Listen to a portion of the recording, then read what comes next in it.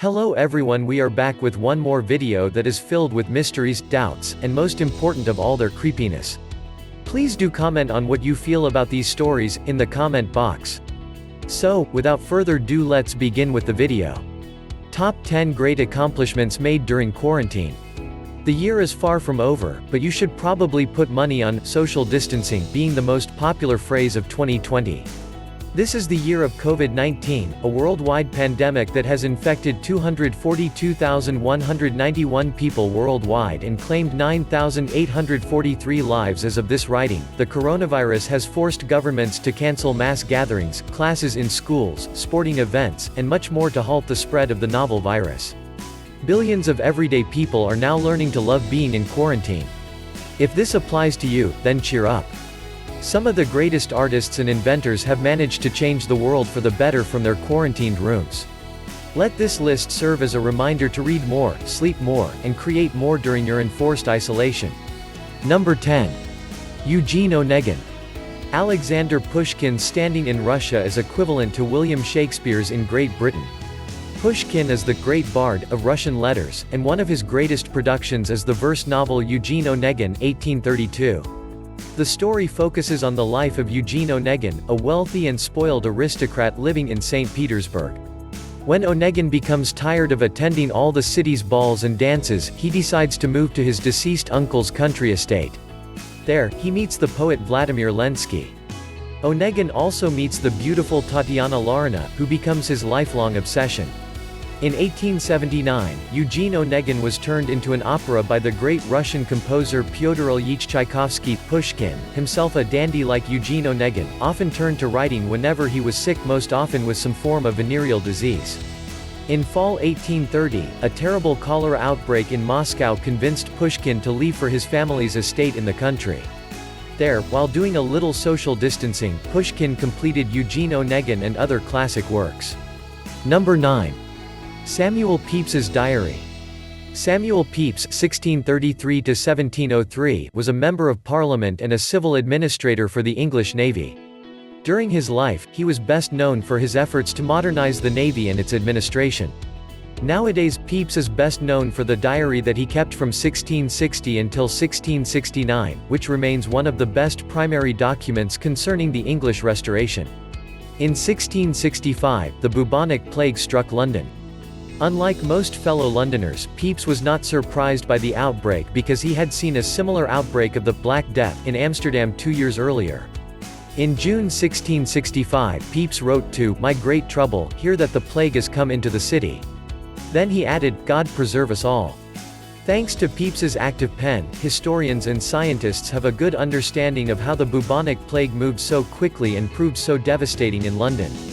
Essentially, a massive rat population in the filthy city spread the plague. Number 8. Alexander the False Prophet. Lucian was one of the great wits of the Roman Empire. An Assyrian born in the imperial city of Samosata, located today in southern Turkey, Lucian was a popular playwright, satirist, and rhetorician. His works mocked such things as the differences between Greeks and Syrians, Stoicism, and cults. One of his more important works, Alexander the False Prophet, lampooned magic and those Romans who sought supernatural explanations for life's miseries. The Alexander of the title was a real person named Alexander of Abinotychus. Like Lucian, Alexander came from Asia Minor. Not too much is known about Alexander except that he claimed to be a powerful magician who could cure the sick. This claim caught on with Roman citizens and imperial subjects because a massive plague started in AD 165. Called the Antonine Plague, it cut a swath through the Roman Empire. First discovered by the brilliant Greek physician Galen, the plague most likely came from China and was spread via the Silk Road. Today, the plague is thought to have been either measles or smallpox. While the Romans isolated themselves or sought magical cures, Lucian decided to write a satire of a fake spiritual healer. Number 7. The Magic Mountain. Considered one of the finest works in all of German literature, Thomas Mann's The Magic Mountain was first published in 1924. The novel concerns Hans Castorp, a young Hamburg merchant who decides to visit his cousin Joachim at a tuberculosis sanatorium in the Swiss Alps.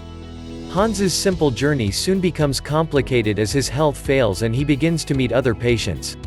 Almost all of them represent the social decay of Europe after World War I. Man knew a thing or two about sanatoriums.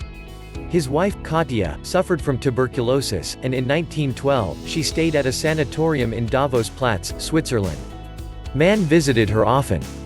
In the following years, the two were regular patients at health spas throughout the world.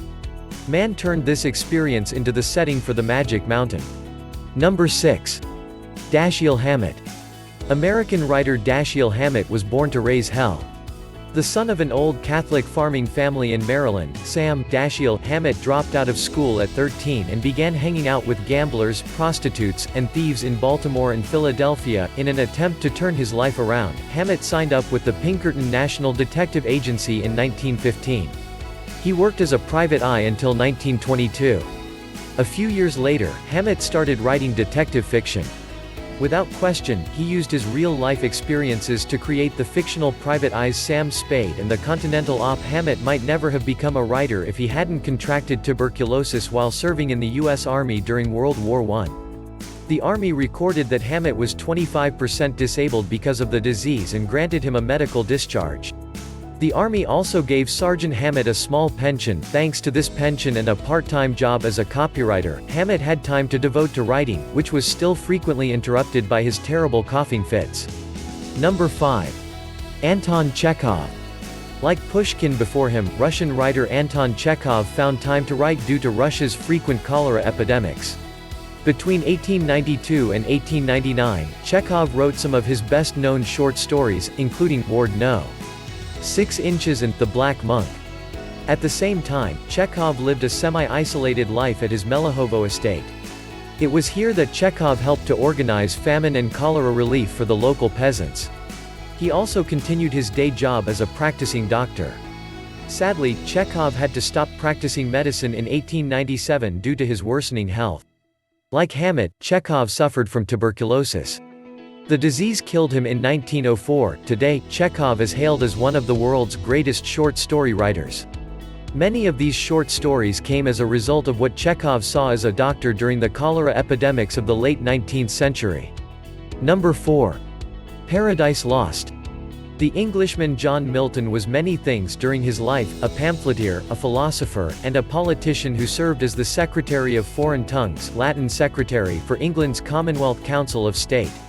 Milton is best known today as a poet, specifically the one who wrote the epic Paradise Lost about Satan's fall from grace and his war against God, heaven, and humanity. Many know that Milton went blind while composing Paradise Lost. Between 1652 and 1667, Milton had to dictate his epic poem to his family members, friends, and amanuenses. This process was made more difficult when the Milton family had to move to a new home at Chalfont St Giles to avoid the Great Plague of London in 1665–66. It was here that Milton finished Paradise Lost. Number 3. The Decameron. The Decameron is arguably the greatest piece of literature about a pandemic. Most likely written between 1348 and 1353, the Decameron is about 10 young aristocrats who flee to a country estate to avoid the Black Death in Florence. Inside the estate, the aristocrats tell 100 stories over several days. Most of the stories are somber, although some are funny and full of practical jokes. The Decameron, much like Dante's Divine Comedy, is written in the Florentine vernacular, which eventually became standard Italian. Giovanni Boccaccio, the man who wrote the Decameron, lived through the terrible plague years of the 14th century. Like the characters in his most famous work, Boccaccio successfully avoided the plague in Florence by traveling to Naples and other Italian cities. However, he did witness the Florentine plague firsthand in 1348. Number 2. William Shakespeare. William Shakespeare's entire life was full of plague epidemics. In fact, the infant Shakespeare was one of the few residents in Stratford-upon-Avon to survive the plague of 1564. One of Shakespeare's most prominent biographers, Jonathan Bate, has written that Shakespeare's experience with the plague was the single most defining aspect of his life and work. The plague appears in several of Shakespeare's best works, including Romeo and Juliet.